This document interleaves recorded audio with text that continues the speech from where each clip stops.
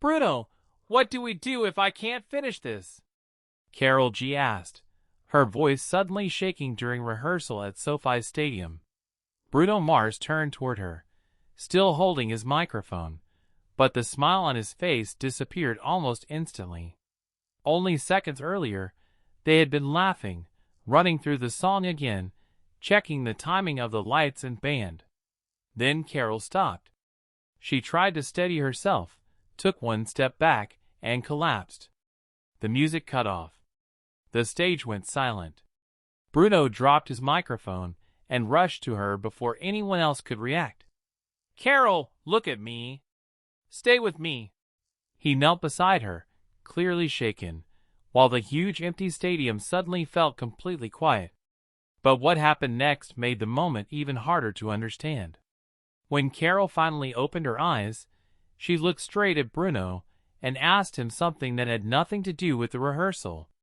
Bruno froze. His expression changed completely, as if he had just heard something he was never prepared to answer. Karol reached for his hand and whispered, "Promise me you won't stop." Bruno squeezed her hand, but he didn't answer. And then Karol revealed the one thing she had been keeping from him all day, a secret that would force Bruno Mars to make a decision neither of them had expected. The rehearsal had been going smoothly until Karol G suddenly stopped singing. Bruno Mars was standing a few feet away, watching her closely as the band played the final notes of their section. The lights were still moving across the empty seats at SoFi Stadium, and the stage crew was preparing for another run. Bruno smiled at her, expecting a joke or a comment about the timing. Instead, Karol looked down, took a slow breath, and stepped away from the microphone. "Karol?" Bruno called. She didn't answer. Then her knees gave way. Bruno moved immediately. He crossed the stage and caught her before she hit the floor, dropping beside her as the music stopped completely. "Hey! Look at me!" His voice was calm, but his face showed the fear he was trying to hide. Karol slowly opened her eyes. Bruno held her hand and waited, giving her time to breathe. For a few seconds, neither of them said anything. The stadium was almost completely silent. Bruno looked at Karol, then toward the empty seats, as if trying to understand how a normal rehearsal had changed so quickly. Karol finally whispered, "I'm okay." Bruno shook his head. "You scared me." She gave him a weak smile, but it disappeared just as quickly. Something was clearly wrong. Bruno knew her well enough to recognize that this was not simple exhaustion. He stayed beside her instead of returning to the stage. "Tell me what's happening." Karol looked at him for several seconds. She seemed to be deciding whether she could tell him the truth. Then she squeezed his hand. "There's something I didn't tell you." Bruno became completely still. The band had stopped. The cameras had stopped. Even the rehearsal had stopped. For Bruno, there was only Karol sitting beside him on the stage. And whatever she was about to say was about to change the entire day. The question stayed between them for several seconds.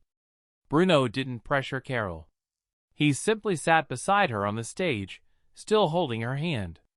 That small gesture said more than anything he could have said. Their connection had never been built on fame or big promises. It had grown through small moments like this. Long rehearsals. Last-minute changes. Jokes when things went wrong. Quiet conversations after everyone else had left. Bruno and Karol were very different artists, but they understood something about each other that was difficult to explain. Bruno could be playful one minute and completely serious the next. Karol was usually the same. She could turn a stressful rehearsal into laughter, then suddenly become quiet when something truly mattered. During their preparations, they often challenged each other. Karol wanted more emotion in certain parts of the performance. Bruno cared about timing, rhythm, and every small detail. Sometimes they disagreed. "You're overthinking it," Karol once told him during rehearsal. Bruno laughed. "And you're improvising too much." she smiled. "That's why you need me." He looked at her and nodded. "Maybe you're right." That was their balance. Neither one needed to win every argument. They needed the performance to feel right. Over time, those rehearsals became more than work. Bruno learned when Karol was tired even when she said she was fine. Karol learned when Bruno was carrying stress behind his smile. They didn't always ask questions. Sometimes they just understood. And that was why Bruno was now so worried.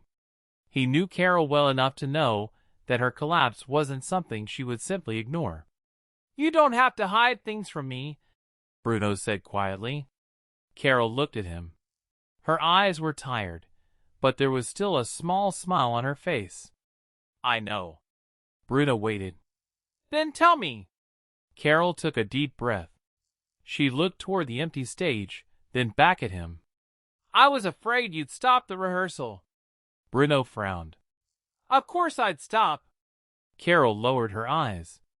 "That's exactly what I was afraid of." Bruno didn't understand.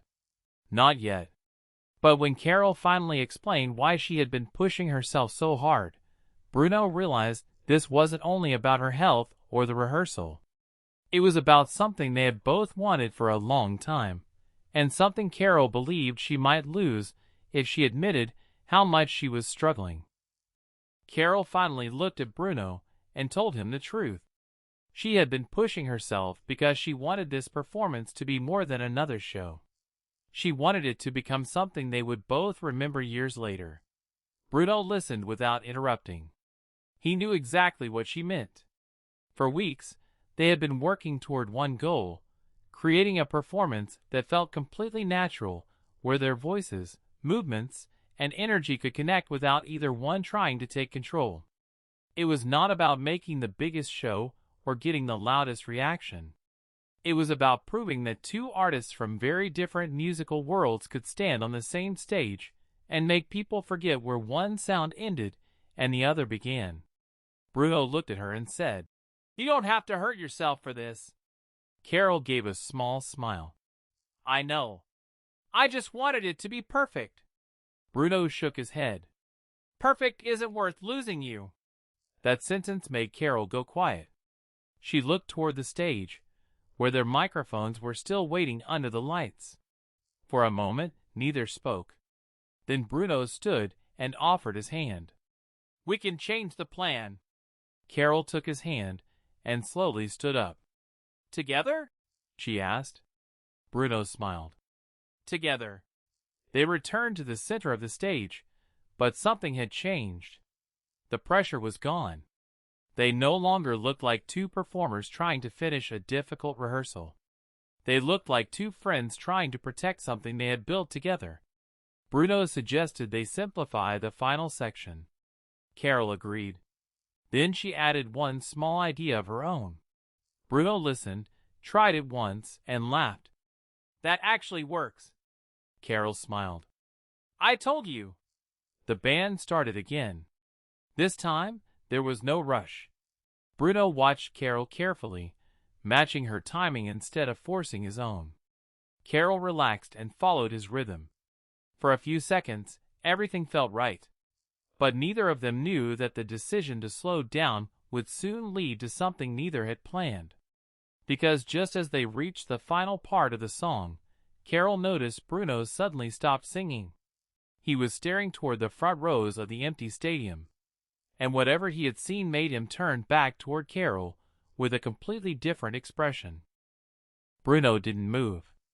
Karol followed his eyes toward the front of the stadium, but at first she couldn't see anything unusual. The lights were still on. The stage was ready. The band members were waiting for instructions. Then Bruno quietly said, "Wait."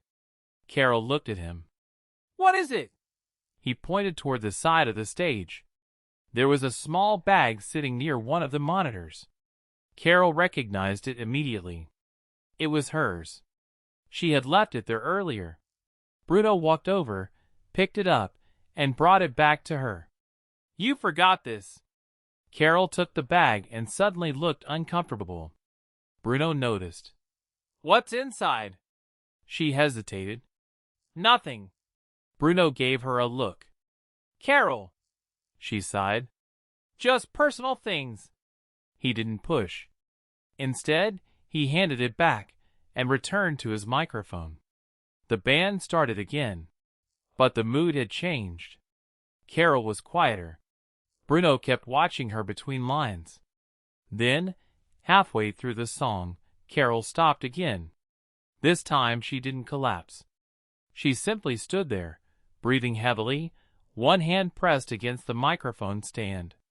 Bruno immediately stopped singing. We're done, he said.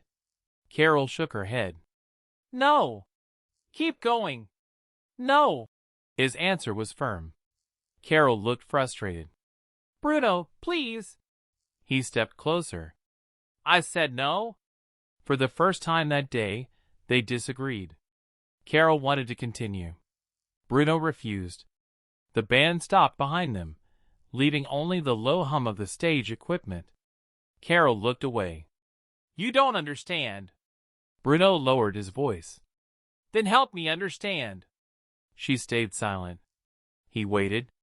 Then Karol looked at him with tears beginning to form in her eyes. I'm scared this is the only chance I'll get. Bruno's expression softened immediately. Chance for what? Karol didn't answer. She looked toward the empty stadium seats, then back at him. Bruno stepped closer. Whatever you're trying to prove, you don't have to prove it today. Karol wiped her cheek quickly, almost embarrassed that he had seen her cry. Then she whispered, There's someone I need to do this for. Bruno froze. Who? Karol looked down at the floor. For several seconds, she said nothing. Then she opened the bag Bruno had just returned to her and pulled out a small folded photograph. She handed it to him. Bruno looked at the picture. His face changed instantly. He looked at Karol, then back at the photograph. And suddenly, the rehearsal was no longer about the performance. Bruno stared at the photograph for several seconds without saying a word. Karol watched his face carefully, almost afraid of his reaction. He looked at the picture again, then back at her. You brought this here? He asked quietly. Karol nodded. I needed it with me. Bruno took a breath. He could see how much the photograph meant to her, but he still didn't fully understand why she had pushed herself so hard. You should have told me, he said. Karol looked down. I didn't want you to worry.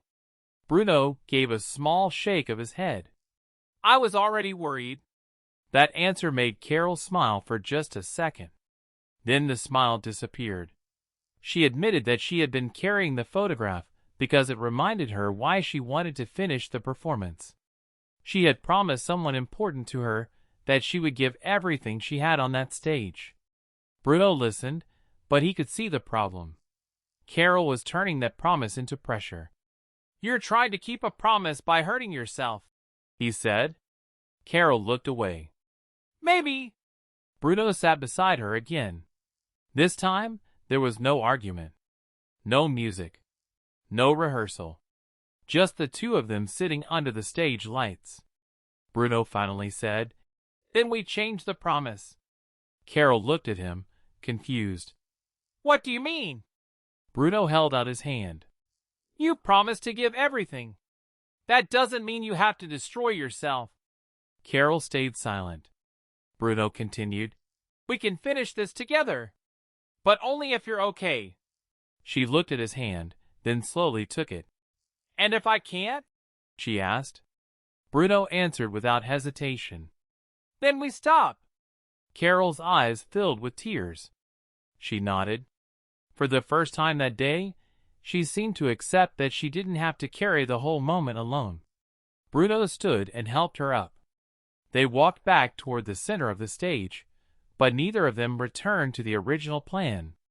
Bruno looked toward the band and asked for the music to be lowered. Karol looked at him and understood immediately. They were going to do it differently.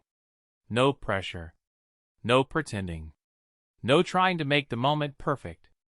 Just Bruno and Karol standing together, ready to find another way. But neither knew that their next decision would turn the rehearsal into something far more personal than either had imagined. Bruno stared at the photograph for several seconds without saying a word. Karol watched his face carefully, almost afraid of his reaction. He looked at the picture again, then back at her. "You brought this here?" he asked quietly. Karol nodded. "I needed it with me." Bruno took a breath. He could see how much the photograph meant to her, but he still didn't fully understand why she had pushed herself so hard. "You should have told me," he said.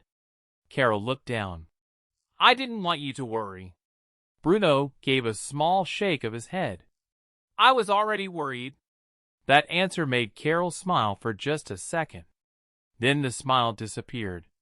She admitted that she had been carrying the photograph because it reminded her why she wanted to finish the performance. She had promised someone important to her that she would give everything she had on that stage. Bruno listened, but he could see the problem. Karol was turning that promise into pressure. "You're trying to keep a promise by hurting yourself," he said. Karol looked away. "Maybe." Bruno sat beside her again. This time, there was no argument. No music. No rehearsal. Just the two of them sitting under the stage lights. Bruno finally said, "Then we change the promise." Karol looked at him, confused. "What do you mean?" Bruno held out his hand. "You promised to give everything. That doesn't mean you have to destroy yourself." Karol stayed silent. Bruno continued, "We can finish this together. But only if you're okay." She looked at his hand, then slowly took it. "And if I can't?" she asked. Bruno answered without hesitation. "Then we stop." Karol's eyes filled with tears. She nodded. For the first time that day, she seemed to accept that she didn't have to carry the whole moment alone. Bruno stood and helped her up. They walked back toward the center of the stage, but neither of them returned to the original plan. Bruno looked toward the band and asked for the music to be lowered. Karol looked at him and understood immediately. They were going to do it differently. No pressure. No pretending. No trying to make the moment perfect. Just Bruno and Karol, standing together, ready to find another way. But neither knew that their next decision would turn the rehearsal into something far more personal than either had imagined. The music started again, but this time it was almost completely stripped down. Just a soft piano line and the quiet sound of the instruments behind them. Bruno stood beside Karol instead of across from her. He didn't take the lead. He simply looked at her and waited. Karol took a breath. Her hands were still shaking slightly, but she nodded. "Ready?" Bruno asked. She smiled faintly. "With you." The first notes began. Karol sang softly, and Bruno joined her a few seconds later. There was no big choreography. No dramatic lighting. No pressure to impress anyone. Just their voices filling the empty stadium. Bruno watched her carefully between lines. When Karol started losing her breath, he lowered his microphone and gave her space. She looked at him, understood, and continued when she was ready. Then something unexpected happened. Bruno stopped singing completely. Karol looked at him. He pointed toward her microphone. "Your turn." She stared at him for a moment, then began singing alone. Her voice was quiet at first, but it grew stronger. Bruno stood beside her, listening. The stage lights slowly softened around them. For several seconds, the only sound was Karol's voice. Then Bruno stepped closer and quietly joined her on the final line. Their eyes met. Neither smiled. They didn't need to. The moment was too real for that. When the song ended, there was no applause because there was almost no audience. Only the band and crew standing in silence. Karol looked down, trying to control her emotions. Bruno reached over and gently squeezed her shoulder. "You did enough," he said. Karol looked at him. "We did." Bruno nodded. Then Karol suddenly hugged him. It wasn't planned. It wasn't part of the performance. Bruno paused for half a second before wrapping his arms around her. They stayed like that quietly while the stage lights remained low. For Bruno, the most important part of the rehearsal was no longer whether they could finish the song. It was knowing that Karol finally understood she didn't have to carry everything alone. But as they pulled apart, Karol looked at Bruno with tears in her eyes and said, "There's one more thing you need to know." Bruno's expression changed again. He knew immediately that the photograph, the collapse, and the strange question from earlier were only pieces of a much bigger story. And this time, Karol was finally ready to tell him the truth. Karol looked at Bruno for a long moment before speaking. "I was scared you'd be disappointed in me." Bruno's face softened. He shook his head slowly. "Never." Karol looked down, wiping the tears from her cheek. "I wanted to be strong." Bruno smiled gently. "You don't have to be strong every minute." She let out a small laugh through her tears. "You always make everything sound simple." Bruno laughed too. "Because you make everything complicated." For the first time since the rehearsal had stopped, Karol laughed properly. Bruno smiled when he heard it. That small laugh changed the mood completely. The tension that had filled the stage began to disappear. They sat together near the edge of the stage, their feet hanging over the side, while the lights above them slowly dimmed. Karol showed Bruno the photograph again and explained why it mattered so much to her. Bruno listened closely. He didn't interrupt. He didn't try to fix everything with a quick answer. He simply stayed there. When she finished, Bruno looked at her and said, "Then let's make this moment count." Karol nodded. "Together?" Bruno held out his hand. "Always." She took it. Then Bruno stood up and offered her his microphone. "One more time." Karol looked surprised. "You're serious?" "Only if you are." She smiled. "I am." The band started a softer version of the song. Bruno and Karol stood side by side, but this time they weren't trying to prove anything. They were simply enjoying the music. Karol made a small mistake in the second verse. Bruno noticed and deliberately repeated the same mistake. She looked at him and burst out laughing. "Why did you do that?" she asked. Bruno shrugged. "So you wouldn't feel alone." Karol shook her head, laughing again. It was such a small moment, but it meant everything. The pressure was gone. They finished the song together, and when the final note faded, Karol leaned against Bruno's shoulder for a second.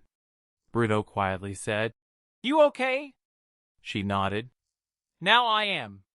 Neither of them knew it yet, but that simple exchange would become the moment they remembered most. Because later that night, when Bruno finally learned the full reason Karol had been carrying that photograph, he realized her collapse had never been the real story. The real story was why she had been willing to push herself that far in the first place. Karol was quiet for a few seconds. Then she looked at Bruno and finally opened the photograph again. "She asked me one question," Karol said. Bruno watched her closely. "What question?" Karol took a breath. "She asked me if God would hear her if she was scared." Bruno's expression changed. He looked down at the photograph, then back at Karol. "That's why you were pushing yourself?" Karol nodded. She explained that the girl in the photograph was a 7-year-old fan who had become deeply important to her. The girl had been going through a serious illness, and before Karol left, she had asked her to keep singing. Karol had promised she would. But there was something else Karol had not told Bruno. The girl had also asked about Bruno. She had heard their music and wanted to know if Bruno would ever sing with Karol for her. Karol had never told Bruno because she didn't want to put that responsibility on him. Bruno stared at her in silence. "She wanted to hear us together?" he asked. Karol nodded. "She believed you could make people feel less afraid." Bruno looked away for a moment, trying to process it. Then he stood and walked toward the center of the empty stage. He looked at the microphone in his hand. "Why didn't you tell me?" Karol answered honestly. "Because I knew you'd want to help." Bruno turned back. "And that's a bad thing?" Karol shook her head. "No. I was afraid you'd carry it too." Bruno walked back toward her. "Karol, you were already carrying it alone." She lowered her eyes. That was the part that finally broke through her defenses. Bruno understood why she had collapsed. It wasn't because she wanted attention. It wasn't because she wanted the performance to be perfect. She had convinced herself that if she stopped, even for a moment, she was breaking a promise. Bruno sat beside her again. "Then we keep the promise together." Karol looked at him, tears forming again. "You mean it?" Bruno nodded. "I mean it." Then Bruno picked up his microphone and looked toward the empty seats. "Let's give her something to remember." Karol smiled through her tears. And as the first note began, neither of them knew that the next few minutes would turn a private rehearsal into the most personal performance either of them had ever shared. Bruno pressed the microphone closer as the first note filled the empty stadium. Karol stood beside him, listening for a moment before joining in. This time, neither of them was thinking about the rehearsal schedule, the cameras, or whether the performance was perfect. They were thinking about the little girl who had asked Karol that question. Bruno sang with a softer voice than usual. Karol followed him, and their voices met in the middle of the song. There was no crowd cheering yet, only the sound of two friends keeping a promise. When they reached the final part, Bruno looked at Karol. She nodded. They sang the last line together. Then the music stopped. Karol took a deep breath and closed her eyes. Bruno lowered his microphone. "That was for her," he said. Karol nodded. "Yes." Something had changed between them. Before that day, Bruno and Karol had talked about music, performances, pressure, and success. But now they had shared something much more personal. Bruno understood that Karol's strength wasn't about never falling. It was about caring so deeply that she kept going even when she was afraid. Karol also saw something different in Bruno. He wasn't just the artist who could step onto a huge stage and control thousands of people with a song. He was the friend who would stop everything when she needed him. He was the person who would sit beside her without asking for an explanation. And he was willing to carry part of the weight she had been carrying alone. Karol looked at him and smiled. "You know what I learned today?" Bruno raised an eyebrow. "What?" she answered. "I don't have to do everything alone." Bruno smiled. "Good. Because I'm not going anywhere." Karol laughed quietly. The tension that had followed them throughout the rehearsal was finally gone. They stayed on the stage for a few more minutes, talking, joking, and replaying the moment in their heads. The performance had changed. But more importantly, they had changed. Bruno became more careful about the people behind the music. Karol became more willing to admit when she needed support. And their friendship became stronger because neither of them had tried to hide their fear. They had faced it together. But there was still one final question neither had answered. What would happen when they finally stepped onto that stage in front of a real audience and tried to tell the story through music? Bruno and Karol finally stepped onto the stage in front of a real audience, but this time, they carried something different with them. They knew the story behind the song. They knew why the rehearsal had stopped. And they knew exactly who they were singing for. As the lights came up, Bruno looked across the stage at Karol. She took a breath and smiled.